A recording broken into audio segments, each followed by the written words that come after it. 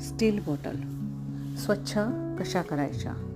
ह्या ज्या छोट्या बॉटल आहेत त्यासाठी माझ्याकडे लहान मुलांचा जो दुधाच्या बॉटलचा ब्रश आहे तो ब्रश आहे, त्याने मी या स्वच्छ करू शकते. पण ह्या ज्या मोठ्या बॉटल आहेत त्या स्वच्छ कशा करायच्या, तर माझ्याकडे ग्रिल स्टिक आहे. ती ग्रिल स्टिक मी ह्यासाठी वापरते.